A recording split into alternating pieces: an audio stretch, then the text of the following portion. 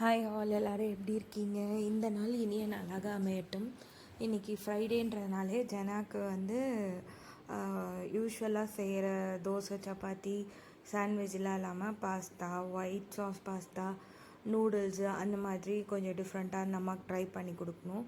So அதுக்கு already pasta boil பண்ண போட்டிருக்கேன். ஒரு 6 முந்திரி பருப்பு எடுத்து வச்சுருக்கேன். இந்த பாஸ்தா தான் நான் யூஸ் பண்ணியிருக்கேன். ஆக்சுவலி இது என்னென்னா ரொம்ப டைம் எடுக்குது பாயில் பண்ண, யூஸ்வல் பாஸ்தாவை விட. இது பென்னே அந்த ஷேப். அண்ட் ஆனியன் ஒரு ஒரு சின்ன ஆனியன் தான். ஒரு 6லேருந்து 7 பூண்டு நல்லா பொடி பண்ணி வச்சுருக்கேன். கூட ஆனியனும் பொடிவாக நறுக்கி வச்சுருக்கேன். ஸோ இதில் பட்டர் போட்டு இது எல்லாத்தையும் சேர்த்து நம்ம நல்லா சாட்டே பண்ணோம். இன்னொரு சைடு ஆல்ரெடி ப்ராக்லி இப்போ இந்த ஃப்ளாரட்ஸ், அதை என்ன ஃப்ளாரட்ஸ் தான், ஃப்ளாரட்ஸ் எல்லாம் எடுத்து தனியாக வச்சு சுடு தண்ணி ஊற்றி லைட்டாக கொதி வந்ததை நான் ஆஃப் பண்ணியிருக்கேன். ஸோ இப்போ இதில் பார்த்திங்கன்னா பட்டர் போட்டு பூண்டு, வெங்காயம், பிளான்ச் பண்ணி வச்சுக்க ப்ரொக்கோலி, ஒரு 6 முந்திரி பருப்பு போட்டு நல்லா வதக்கி விட்டுட்டேன். ஸோ இது நல்லா வதங்கட்டோன்ட்டு இதில் கொஞ்சம் இந்த ஸ்மெல்லாம் ரா ஸ்மெல்லாம் போகட்டோன்ட்டு ஆல்ரெடி பாஸ்தா பார்த்திங்கன்னா பாயில் பண்ணி வச்சுருக்கேன். பாருங்கள், ரொம்ப திக்காக இருக்குது. ரொம்ப டைம் எடுத்தது இந்த வாட்டி எனக்கு பாஸ்தா பாயில் பண்ணவே. ஸோ இது ஒரு சைடு வச்சுட்டு இந்த ப்ரொக்கோலி கடாயில் போட்டு வறுத்து வச்சதை எடுத்திருக்கேன். அதை நல்லா பேஸ்ட்டாக அரைச்சிக்கோங்க. அப்போ தான் பாஸ்தா நல்லா க்ரீமியாக இருக்கும். ஸோ இப்போ இதுக்கு தேவையான பட்டர் போட்டு ஆல்ரெடி நான் இல்லை, ஆக்சுவலி இங்கே தான் நான் கேப்சிகம் போட்டிருக்கணும். ஆனால் நான் மிஸ் பண்ணிட்டேன். இப்போ பார்த்திங்கன்னா அந்த ப்ரொக்கோலி பேஸ்ட், அந்த ப்ரொக்கோலி சாஸ் பார்த்திங்கன்னா கொஞ்சம் நல்லா க்ரீமி டெக்ஸ்சராக இருக்குது. நீங்கள் கூட இதுக்கு பால் காசி ஆற வச்ச பால் கூட சேர்த்துக்கலாம். நான் இப்போ பால் சேர்க்கல. நான் வாட்டர் பாயில் பண்ண பாஸ்தா பாயில் பண்ண வாட்டரை விட்டு நல்லா அரைச்சி பேஸ்ட்டாக எடுத்துக்கிட்டேன். ஸோ இதை விட்டு இதில் கொஞ்சம் லைட்டாக பபிள்ஸ் வரா மாதிரி இருக்கும். வரும்போது நம்மளுக்கு தேவையான சீசனிங்லாம் பண்ணிக்கலாம். அது நம்ம சாய்ஸ் தான். நான் வெறும் pasta seasoning, chilli flakes, oregano இது 3 தான் போட்டிருக்கேன். இல்லைன்னா நீங்கள் கூட நார்மல் மிக்ஸ்டு ஹர்ப்ஸ், இல்லைன்னா வெறும் சில்லி ஃப்ளேக்ஸ் மட்டும், ஆரிகானோ மட்டும், இல்லை பாஸ்தா சீசனிங் மட்டும் போட்டால் கூட போதும். இதில் கூட நீங்கள் சாய்ஸ் ஆஃப் வெஜிடபிள்ஸ் கூட யூஸ் பண்ணிக்கலாம். ஸோ நார்மலாக பட்டரில் சாட்டே பண்ண மஷ்ரூம், அப்புறம் கார்ன், அப்புறம் ஆனியன், இது மாதிரி எது வேணாலும் நம்ம போட்டுக்கலாம். இன்றைக்கி சரி கொஞ்சம் சிம்பிளாக இருக்கட்டும்ன்ட்டு வெறும் ப்ரொக்கோலி மட்டும் போட்டு பண்ணேன். இதில் என்னென்னா ஆரிகானோ இது எல்லாமே அந்த கியா பிராண்டு தான் எடுத்திருக்கேன். ஸோ எனக்கு அதுதான் நான் வாங்கினேன் ஆக்சுவலி இது டிமார்ட்டில். இந்த ஸ்பைசஸ் தானே சொல்வீங்க, தெரியல எனக்கு இது என்ன இதுன்ட்டு. இது உங்களுக்கு தெரிஞ்சால் சொல்லுங்கள். ஸ்பைசஸ்னால் எனக்கு தெரிஞ்சு எனக்கு ஓல்ட் ஸ்பைசஸ் தான் ஞாபகம் வரும். ஸோ இதெல்லாம் போட்டு நல்லா அந்த பேஸ்ட்டு, அந்த சாஸ் நல்லா ஃபுல்லாக அந்த சில்லி ஃப்ளேக்ஸு,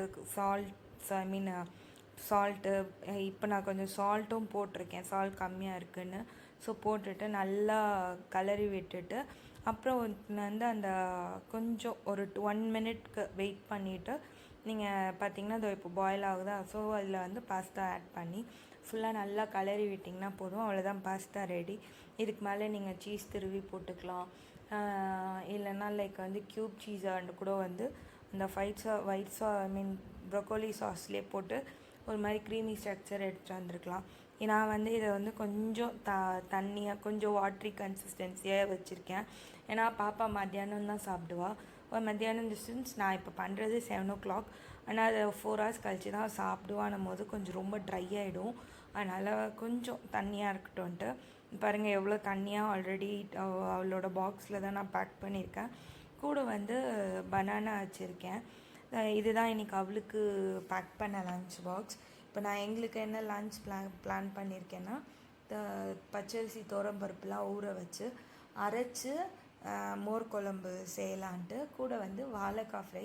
இதில் ஆல்ரெடி பச்சரிசி பருப்பு ஒரு கைப்பிடி ஸ்பூன் வைஸ் பார்த்திங்கன்னா ஒரு 2 டீஸ்பூன் எடுத்து தண்ணியில் ஊற வச்சுருங்க. ஒரு 10 இல்லை ஒரு 20 to 30 minutes ஊறினா போதும். ஸோ இப்போ அதுக்கு தேவையான காய் பார்த்திங்கன்னா இஞ்சி பூண்டு, பச்சை மிளகா, அப்புறம் வந்து வெங்காயம் இது எல்லாத்தையுமே நறுக்கி செய்ய போகிறோம். இதில் வந்து இன்னும் வந்து ஒயிட் பம்ப்கின்லாம் போட்டு பண்ணால் இன்னும் ரொம்ப நல்லாயிருக்கும். தயிர் வந்து ஆல்ரெடி நேற்று நைட்டே துவச்சி வச்சுருந்தேன் மண் பானையில். இப்போ வெங்காயம் கட் பண்ணிக்கிட்டு அடுத்து வந்து நம்ம பாத்திரம் வச்சு இது எல்லாத்தையும் போட்டு நல்லா வதக்கணும். ஸோ இப்போ என்னென்னா வெங்காயம் வந்து நம்ம என்ன ஷேப் வேணாலும் போட்டுக்கலாம், அவர் சாய்ஸு. இதில் வந்து கூட வந்து நீங்கள் தனியா, ஜீரகம் நான் போடுவேன், இஞ்சி போடுவேன். ஆனால் இது எல்லாமே வந்து உங்களுக்கு உங்கள் டேஸ்ட்டுக்கு ஏற்ற மாதிரி. எனக்கு இது சில பேருக்கு தனியா போட்டால் பிடிக்காது, சில பேருக்கு இஞ்சி போட்டால் பிடிக்காது. எனக்கு இது வந்து பிடிக்கும், என் ஹஸ்பண்டுக்கும் பிடிக்கும். ஸோ அதனால் இஞ்சி, பூண்டு, 4 பச்சை மிளகா, வெங்காயம் எல்லாத்தையும் போட்டு நல்லா வதக்கி விட்டுட்டே இருங்க. ஸோ வந்து இதுக்கு இந்த வெங்காயத்துக்கு தேவையான உப்பு மட்டும் போட்டு நல்லா கலரி விட்டுட்டே இருங்க. இதில் வந்து என்னென்னா வெங்காயம் எப்போது உங்களுக்கு சீக்கிரமாக வதக்கணும்னா கூட கொஞ்சோண்டு கல் உப்போ தூள் உப்போ ஏதோ ஒன்று போட்டிங்கன்னா டக்குன்னு வதங்கிடும். நான் வந்து யூஸ்வலாக கல் உப்பு தான் போடுவேன். ஸோ போட்டு வதக்கட்டோன்ட்டு கூட வந்து 1 ஸ்பூன் ஜீரகம், அதில் பாதி வந்து தனியா போட்டு நல்லா கலரி விட்டுட்டேன். ஸோ அது வந்து நல்லா ஒரு மாதிரி கொஞ்சம் ஒரு பிங்கிஷ் கலரில் நல்லா வதங்கட்டும். வதங்கும் போதே நான் வந்து கூட வந்து இந்த அரிசியும் பருப்பும் ஊற வச்சேன், அதை நல்லா கழுவிட்டு வந்து அதையும் சேர்த்து நல்லா ஃபுல்லாக கலரி வதக்கி விட்டுட்டே இருங்க. நீங்கள் வதக்கி விடும் போதே பார்த்திங்கன்னா உங்களுக்கு நல்லா அந்த கலர் சேஞ்ச் ஆகும். அரிசி கலர்லாம் ஒரு மாதிரி லைட் ப்ரௌனிஷாக வரும். ஸோ அவ்வளோதான். அதுக்கப்புறம் அதை ஆஃப் பண்ணிவிட்டு தனியாக வச்சுருங்க. இது வந்து ஆறணும். இது ஆறின பிறகு இதை அரைச்சி பேஸ்ட்டாக மாற்றணும். இப்போ நம்ம இதுக்கு அடுத்து என்னென்னா முடிஞ்ச அளவுக்கு வந்து ஒரே பாத்திரத்தில் தான் நான் பண்ணணும்னு பார்த்தேன். ஆனால் எனக்கு வந்து ரொம்ப இழுத்துருச்சு. டைம் மார்னிங் மட்டும் எனக்கு எப்படி தான் டைம் வருதுன்னே தெரில. சரி, அடுத்து வாழைக்காய் ஃப்ரை பண்ணுறதுக்கு ஆல்ரெடி நான் தோல் சீவி வச்சுட்டேன். கட் பண்ணி நான் அந்த மாதிரி சர்க்கிளாக சிப்ஸு மாதிரி கட் பண்ணியிருக்கேன். ரொம்ப தின்னாக இருந்தால் சீக்கிரமாக உடஞ்சிரும், ரொம்ப திக்காக இருந்தால் வேக லேட் ஆகும். ஸோ கொஞ்சம் கரெக்ட் சைஸாக பார்த்து பண்ணிக்கோங்க.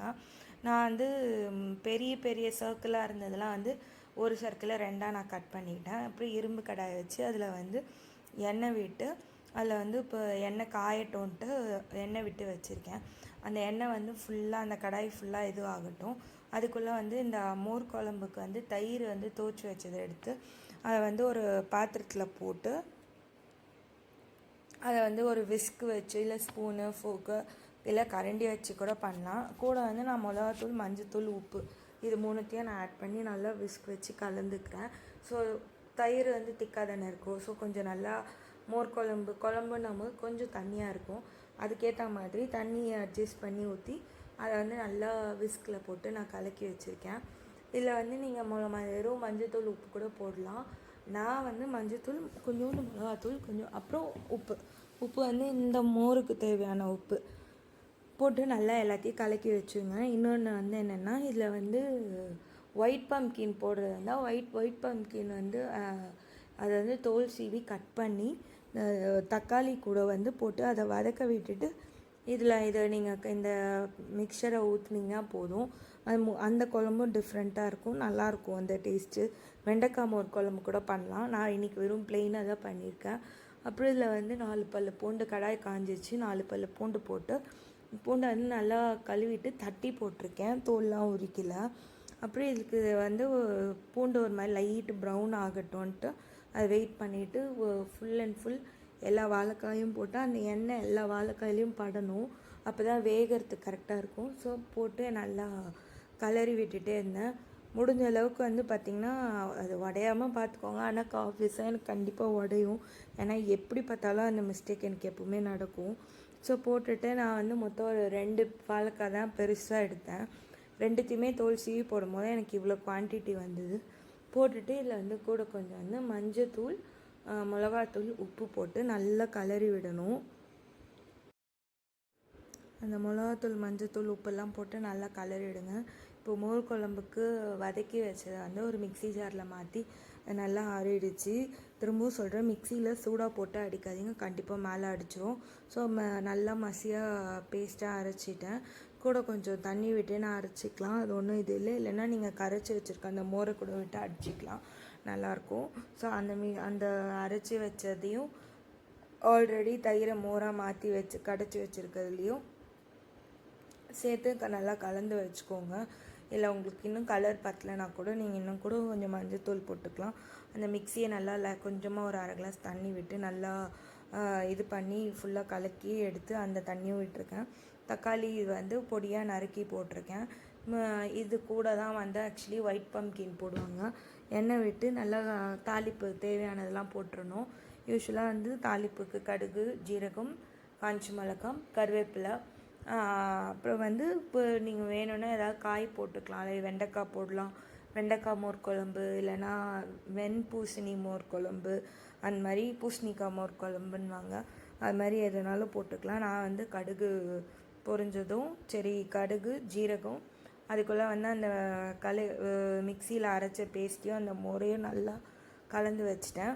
ஸோ இதில் வந்து கடுகு, ஜீரகம் கூட கொஞ்சம் தக்காளியெல்லாம் போட்டு நல்லா வதங்கட்டும். காஞ்ச மிளகா ஒரே ஒரு மிளகா தான் தாளிப்புக்கு தான். ஸோ ஒரே ஒரு மிளகா 2 கிள்ளி போட்டிருக்கேன். போட்டு நல்லா தக்காளி போட்டு நல்லா வதங்கட்டும்ன்ட்டு வதக்கிட்டு நான் அதில் கொஞ்சமாக வந்து தண்ணி போட்டிருக்கேன். ஏன்னா அந்த தக்காளி வேகத்துக்காக ரொம்ப ட்ரையாக இருக்க மாதிரி இருக்குன்ட்டு. ஸோ அதெல்லாம் முடிச்சுட்டு அதுக்குள்ளே பார்த்திங்கன்னா வாழைக்காய் ஓரளவுக்கு கொஞ்சம் வெந்திருக்கு. ரொம்பவே பார்த்திங்களா நான் சொன்னவே கட் ஆகிடுச்சு. ஸோ இப்போ இதை என்ன பண்ணலாம், கடாயிலே கூட சவுக்க வைக்கலாம். ஆனால் எனக்கு வந்து கொஞ்சம் டைம் ஆகிட்டுருக்கு இப்போ லஞ்ச் பேக் பண்ணுறதுக்குன்றதுனால நான் இதை வந்து என்ன பண்ணுவேன்னா கொஞ்சம் கொஞ்சமாக பேட்சாக எடுத்து தோசை தவாவில் போட்டு எடுத்துருவேன்.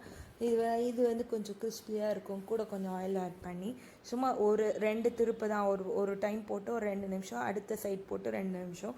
தக்காளி வெந்ததும் இந்த மோர் குழம்பு அந்த ரெடி பண்ணி வச்சுருக்க அந்த இதை வந்து மிக்ஸ் பண்ணி வச்சுருக்கோம் இல்லைங்களா, தயிரை கடைச்சி மோராகவும் அந்த பேஸ்ட் அரைச்சதும் அதில் விட்டு நல்லா கலரி விட்டுருங்க. இப்போ வந்து உப்பு பார்த்துக்கோங்க. உப்பு டேஸ்ட்டு பார்த்துட்டு ஓகேனா தட்டு போட்டுலாம் மூடக்கூடாது. ஏன்னா இது வந்து கொதி வர்றதுக்கு முன்னாடி எடுக்கணும். ஸோ அந்த லைட்டாக பபிள்ஸ் ஆரம்பிக்கும் போது ஆஃப் பண்ணிட்டால் போதும். ஸோ இப்போ வாழைக்காய் பார்த்திங்கன்னா 1-2 வந்து உடஞ்சிற மாதிரி இருக்குது. 1-2 நிறையவே உடஞ்சிருக்கு ஆக்சுவலாக. அதுக்கு வந்து குட்டி கடாயின்றதுனால எனக்கு கலரும் போது கண்டிப்பாக உடஞ்சிடுது. சம்டைம்ஸ் நடக்கிறது தானே. நான் இன்றைக்கி இது கொஞ்சம் சொதப்பிட்டேன்னு நினைக்கிறேன். ஸோ லாஸ்ட்டாக பார்த்திங்கன்னா ஒரு மாதிரி நல்லா கிறிஸ்பியாக ஆகிறதுக்கும் கடாயில் தோசை தவாவில் போட்டு திருப்பி போட்டிங்கன்னா ரெடி ஆகிடும். ஸோ இப்போ மோர் குழம்பும் பார்த்திங்கன்னா லைட்டாக பபுள் வரா மாதிரி இருக்குது. ஸோ அதுக்கு வரத்துக்கு முன்னாடியே நான் ஆஃப் பண்ணிட்டேன். இதுதான் இந்த மெனு. எப்பவுமே வந்து மோர் குழம்புன்னு போது கொஞ்சம் காரமான பொரியல் வச்சு சாப்பிட்டா ரொம்ப நல்லாயிருக்கும். லஞ்ச் பாக்ஸ் பேக் பண்ணிடலான்ட்டு நான் வந்து ஆல்ரெடி சாதம் போட்டு மோர் குழம்பு சாதமும் கூட அவருக்கு வந்து வாழைக்காய் ஃப்ரையும் வச்சுட்டேன். இதுதான் என்னோடய லஞ்ச் மெனு இன்றைக்கி. தேங்க்ஸ் ஃபார் வாட்சிங். Bye. Take care.